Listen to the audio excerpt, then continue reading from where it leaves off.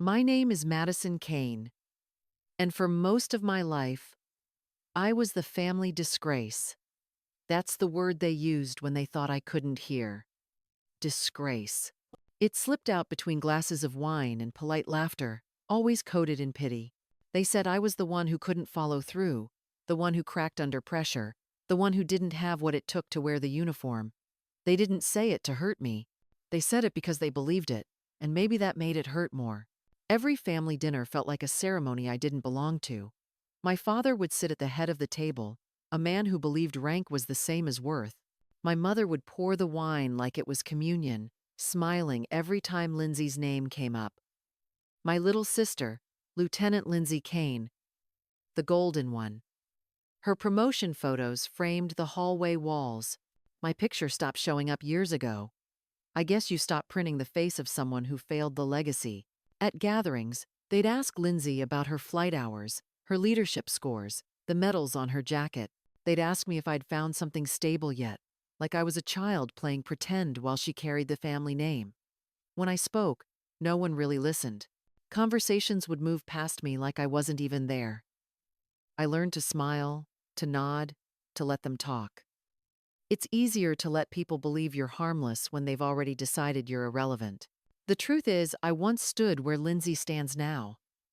I wore the uniform, took the oaths, learned the codes. I survived the training that no one thought I would. But one night, I walked away. They called it quitting. They called it shame. No one asked why. No one ever does. They just rewrote me into the family story as the cautionary tale. When my name comes up, someone usually sighs first.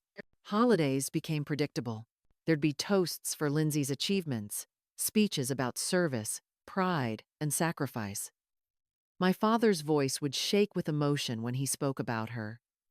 When it came to me, there was silence. Once, my aunt tried to break it, saying I had a good heart.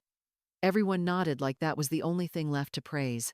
I remember sitting there, pretending the turkey was interesting, while my sister's face filled the TV screen in some local news clip. The proud Kane family, serving the country, everyone except me. I stopped arguing years ago. There's no point trying to explain a choice no one wants to understand. People like simple stories. They want heroes and failures. They need someone to look down on so their pride feels justified. So I let them have their story. It was cleaner that way. Let Lindsay be the light, and I'll stay in the shadow. Shadows don't need applause. Still, sometimes I'd catch my mother watching me. Her eyes were soft but distant, like she was searching for the girl she used to brag about. Maybe she missed her. Maybe she didn't. Either way, she never asked where that girl went. I think part of her was afraid of the answer. I learned to live quietly, away from the noise of medals and promotions, away from the weight of expectations. It's strange how silence can feel heavier than criticism. I didn't hate them. I just stopped trying to belong to their version of pride. They built a wall made of uniforms, and I learned how to live on the other side. Every so often, Lindsay would call. She'd sound cheerful, busy, proud. She'd ask if I was still doing my little projects. I'd tell her I was fine. She'd believe me. That was the one thing she never questioned. Maybe she thought I really was living small. Maybe she preferred it that way. I never corrected her, not because I was ashamed, but because sometimes it's safer to let people underestimate you. It buys you silence. It buys you freedom. And in my world, freedom has always been worth more than their approval. The sun was already punishing by the time I reached Fort Clearwater. Heat shimmered off the blacktop, rising in waves that blurred the rigid lines of the barracks in the distance. Cadets moved in clean formation across the parade ground, their boots snapping against the concrete like synchronized gunfire. Everything smelled like metal, sweat, and regulation. I parked far from the main lot and walked in through the side gate, flashing a visitor badge that gave no hint of who I was. I wore plain clothes, nothing flashy. Tactical slacks, dark blouse, hair tied low and loose. Just enough to disappear into the crowd. That had always been my strength, not being seen. The bleachers were already half full, mostly families, proud and loud, wearing American flag pins and matching t-shirts with slogans like "Proud Parent of a Soldier." I found a spot in the third row, off-center, behind a thick-set man with a neck tattoo and a camera that never stopped clicking. No one noticed me. No one cared. That was the plan. In the center of it all stood Lindsey. Her posture was perfect. Back straight, chin up, shoulders squared like she was carved from discipline. The uniform fit her like it had been made just for her, every stripe and pin gleaming in the morning Sunday. People clapped when her name was called. Some even stood. The announcer's voice echoed through the field, sharp and theatrical. They listed her achievements like scripture: fastest promotion in her unit, top of her training class, commendations from 2 different commanding officers. Each word stacked another brick into the pedestal she was standing on. I sat still, hands folded in my lap. No one around me knew I was her sister. They talked about her like she was the next big thing, the pride of her generation. One woman leaned over to her husband and whispered, "She's the real deal." I didn't react. I just watched. A banner fluttered on the far wall behind the stage. "Congratulations, Lieutenant Kane." Printed programs were being passed around with her photo on the front. The same photo from my mother's fridge. The one where Lindsey saluted with a smile like nothing in the world could touch her. Someone started a chant. "USA. USA." I didn't join in. I just sank a little deeper into my seat. The sun was burning my back through my jacket, but I didn't move. I was used to discomfort. It reminded me I was still here. At one point, my father walked by, holding a cup of lemonade and a plate of cookies. He passed right in front of me, didn't pause, didn't even blink. I might as well have been part of the bench. Maybe he didn't recognize me. Maybe he didn't want to. The speeches dragged on. A general I didn't recognize gave a rousing talk about sacrifice and service. His voice was full of pride. He called Lindsey forward. She walked with perfect cadence, saluted with crisp precision, and accepted her promotion without a tremble. The crowd exploded in applause. I didn't clap.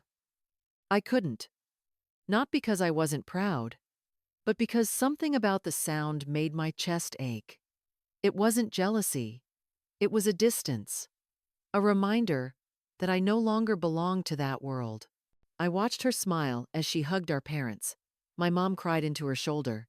My dad kissed her on the cheek. A photographer captured the moment. I saw the flash catch the exact second their arms wrapped around her. I knew that image would hang on their wall for the next 20 years. No one turned toward me. No one said my name, not even Lindsey. I wasn't upset. I didn't expect more. I'd shown up to witness, not to participate. This was her moment, her stage, her story. And I was just the stranger sitting 3 rows back, blending into the metal and the heat and the silence. But deep down, something stirred. Not anger, not even grief, just a quiet pressure, like the moment before a storm, like the air holding its breath. Something was coming. And no one here had any idea what it would look like when it landed. Colonel Barnes was mid-sentence, his voice clear, steady, delivering the usual praise for discipline and excellence. Then he stopped, mid-word. His eyes narrowed, scanning the bleachers. Without another sound, he stepped off the stage, boots crisp on concrete, and made a direct line toward where I sat. 3 rows back, arms folded, plain visitor badge clipped to my coat. The crowd stilled. No one whispered. No one moved. Barnes stopped in front of me, squared his shoulders, and lifted his hand in a precise salute. "Commander Kane." His voice cut through the silence like a blade. I returned the salute with calm precision, my face unreadable. Lindsey froze mid-breath. Her hand loosened on her training rifle. It hit the ground with a metallic thud that echoed across the formation. Every cadet turned, eyes wide, Mouths parted. Someone near the back murmured my name. Not the one they thought they knew, but the one that wasn't supposed to exist. I held up one hand, palm low. At ease, Colonel. I'm off duty. Keep this quiet. He nodded once, without question, and turned back. The formation remained frozen. Lindsey stared at me like she'd never seen me before. Because she hadn't. Not like this. I didn't look at her. I didn't need to. The damage was done. The moment landed like thunder in a clear sky. Sudden, heavy, unmistakable.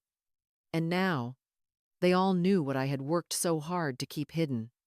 I stood, nodded once to the field, and walked out. Not hurried, not proud, just deliberate. I told him to keep it quiet. Sergeant Ellison had recognized me the moment our eyes met. He marched straight across the field, his boots slicing through the silence like a verdict. Stopped 2 feet from where I Saturday saluted. Then spoke the words no one expected to hear. "Commander Kane, ma'am, I wasn't told you'd be observing today." That was all it took. A name, a title, a ripple in the air that cracked the polished surface of the day. Every face turned. Cadets froze mid-step. Instructors stiffened. Lindsey dropped her rifle. The metal clatter rang louder than the applause had moments before. I stayed still, calm as always. "Off duty, Sergeant. No announcement necessary." His nod was tight, respectful. Then he turned and left me to the aftermath. The silence didn't follow him. It followed me. I sat for another minute, maybe 2. Long enough to feel the weight of the whispers blooming across the bleachers. A boy in front of me leaned toward his mother. She said she was just a guest. Is she really a commander? His mother didn't answer. Her eyes were fixed on me like she'd just seen a ghost stand up and speak. I rose without a sound, stepped lightly down the aisle, ignoring the glances, the half-formed questions hanging on open mouths. I didn't need to say anything else. The silence had already spoken louder than any speech I could give. By the time I reached the gate, the ceremony was still frozen. Lindsey hadn't moved. Her eyes were locked on the space where I'd been sitting. Her face was unreadable, but I recognized the look. Confusion wrapped in disbelief, pierced by the sting of not knowing something she thought she should. I didn't look back. I didn't need to. The wind had already shifted. The story had changed. Not in a loud, dramatic way, but in the quiet kind that lives under the skin. The kind people replay in their minds long after the moment has passed. I disappeared as I came, quiet, controlled, deliberate. But this time, I didn't vanish. I left a question behind. And questions are heavier than answers when they come wrapped in silence and rank. People think I left the Navy because I couldn't handle it. That's the story my family tells. That I burned out, that I crumbled under pressure, that I just gave up. But the truth is, I left because someone handed me a different door, and I stepped through it before it could close. It happened during a winter training exercise off the Carolina coast. A man in a civilian coat pulled me aside after a night drill. He didn't introduce himself. He didn't ask for permission. Just slid me a file with no markings and said, "You're being considered." I opened it that night in silence. Inside were operations I had never heard of. Places that didn't show up on any deployment logs. Faces blacked out.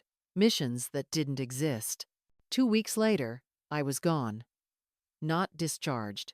Not released. Just gone. My records hit a dead end. My assignment stopped being public. I became part of something called Atlas Recon. You won't find it in any defense budget. It doesn't come with ribbons or public thanks. We handled what couldn't be explained in headlines. Cleanup operations. Quiet wars. Stories that never made it home. I didn't leave the Navy because I couldn't keep up. I left because someone needed people who could vanish.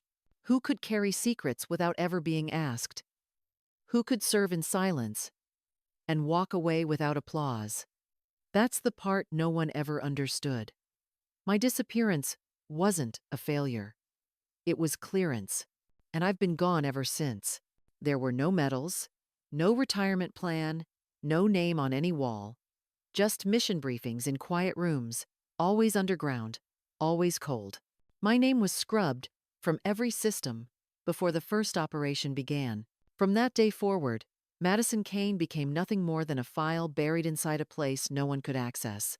I spoke 6 languages by the end of year 2, 7 by year 3. I could shift my accent before a sentence was finished, slip in and out of cities without leaving a footprint. Most missions didn't have names, just dates and coordinates. Sometimes I carried a passport, sometimes I didn't need one. I traveled on burner IDs, moved through airports like fog, always moving, never seen. I've walked through villages hours after drone strikes and sat across from men who didn't know if I was friend or executioner. I've worn burqas, uniforms, cocktail dresses, and blood. The scar on my side is from a warehouse job in Cairo. I got stitched up in silence. No one was waiting when I got back. No one asked if I was okay. That was the deal. Serve in the dark. Die in the dark if it came to that. I never had a welcome party. Never a thank you. Just another file, another country, another flight out at midnight. I got good at pretending I didn't mind. But there's something freeing in being unseen. You stop needing applause. You stop measuring your worth by who claps when you walk into a room. You just get the job done. You survive. And in my world, that's the only thing that matters. It was past midnight when Lindsey finally unzipped the old gym bag I'd given her months ago. She'd never questioned what was inside. Said it felt like backup clothes and maybe some protein bars. But that night, something pulled her toward it. Maybe it was curiosity. Maybe it was instinct. She dug into the side pocket and found it. A brushed steel drive. Smooth. Cold. No label, no logo. She plugged it into her tablet without thinking. The screen blinked once. Then again. The hum of the device changed pitch. Text scrolled in black and white. Fast. Too fast to follow. Access request. Echo protocol clearance. Then everything went still. For half a second, it looked like the drive had died. Then a high-pitched tone cracked through the room like glass. The tablet is locked. Every port sealed itself. A red warning pulsed on screen. Unauthorized access. System lockdown initiated. Across her dorm, lights flickered. Her bunkmate rolled over in confusion. Lindsey stared at the screen, her breath caught in her chest. Then another message flashed. Oversight alert triggered. Remote trace active. She yanked the drive out and stumbled back like it had burned her. On the other side of the base, my secure line buzzed once. Only once. That was all it needed. I was already out of bed, boots on, coat half zipped. Before the device even finished vibrating, one red dot blinked on my encrypted terminal. Internal breach. Clearance node. R7. My designation from 7 years ago. The one that was supposed to be dead. Only 2 people on Earth still had access to that drive. One of them was me. The other had just stepped on a landmine buried under 7 layers of silence. I grabbed my field badge, locked the terminal behind me, and moved. No sirens. No shouting. Just a quiet code wrapped in fire. The kind that didn't trigger alarms. The kind that triggered investigations. Lindsey had opened a door that didn't exist. She had no idea what she'd touched. No idea who might be watching now. But I knew. I knew exactly what she'd woken up. And I also knew this wasn't just an accident. It was a signal, a warning, a test. And someone out there was watching for my response. It didn't take long to trace the breach. I ran diagnostics manually, ignoring protocol. There it was. A digital signature buried inside a legacy node. The encryption was crude, but familiar. Too familiar. Only one person ever coded like that. Sloppy at first glance, but layered with misdirection. Vincent Hale. He'd been removed from Atlas Recon after I flagged his unauthorized actions during a mission in Jakarta. Disappeared without a trace. No trial. No official record. But I knew better. Men like Hale don't vanish. They wait. And he'd waited well. Buried that trigger years ago, knowing one day someone close to me might stumble over it. The USB hadn't been a gift. It had been a tripwire. Not for Lindsey. For me. Hale knew she'd open it. Knew curiosity ran in our blood. And the moment she did, it would light me up like a target. My old clearance. My inactive designation. All pinged in one flash. The perfect setup. Now the system would think I'd passed classified material to a non-cleared cadet. Internal affairs would come knocking. Oversight would launch an inquiry. Every operation I'd led would be dragged into daylight. My work, my silence, my sacrifice, all rewritten in suspicion. But Hale's aim wasn't just to destroy my record. He wanted to erase my name from Atlas Recon and make sure no one ever trusted it again. This wasn't about data. It was personal. A grudge soaked in years of planning. And now that Lindsey had triggered the trap, it was my move. One wrong step, and he'd win. But if he thought I'd go down quietly, he hadn't learned a thing. The tribunal chamber was colder than I remembered. Concrete floors, harsh lights, no windows. 3 officers sat behind a long desk, each one stiff-backed, expressionless. Across from them stood Vincent Hale, clean-shaven, calm, holding a stack of documents like they were gospel. He barely looked at me, just started speaking like the ending was already written. He laid out a story built on half-truths and doctored timelines. Claimed I'd mishandled classified data, that I had a history of going off-grid. The recent breach proved that I was passing intel to civilians. He pointed to charts and surveillance logs, showed fabricated footage, even includes voice samples pulled from archived missions. Every lie landed like a hammer. I didn't flinch. I knew how he operated. I knew how carefully he'd laid the path to make it look like my fall was inevitable. What I didn't know was how I was going to stop him. Until the back doors opened, and Lindsey walked in. She didn't ask for permission, just stepped up to the front, holding the external drive like it was a live grenade. Her voice didn't shake. Said she had reviewed the access logs herself. Said she found code fragments buried in a secondary node. Said they matched Vincent Hale's digital signature from an operation 5 years ago. The room shifted. Eyes moved. One of the officers leaned forward. Lindsey plugged in the drive. Screens lit up. Logs scrolled. IP trails. Deployment traces. Admin keys. All pointing back to Hale. Not just recent tampering, but years of slow manipulation. A hidden hand inside the system. Vincent's face changed. Not panic. Just stillness. Like a man who realized his trap had been tripped the wrong way. I stepped forward, took the printout Lindsey held out. It showed his clearance overriding mine, masking it, burying it under false credentials. That was enough. They didn't clap, they didn't cheer, but they nodded. Quiet, heavy, undeniable. I had been cleared. My name pulled from the fire. Not because I begged, not because I defended, but because my sister chose to fight, not as a cadet, not as a daughter, but as my equal. For the first time, I didn't have to stand alone. And for the first time, she didn't look up to me. She stood beside me. They offered me a commendation, said I could speak at the next security summit, that they'd clear my name publicly, put a record where there used to be none. I told them no. Quiet was always the point. Applause was never the reward. Before I left the base, Lindsey caught up to me near the south gate. She didn't say much, just slipped a small badge into my hand. Silver. No rank. No seal.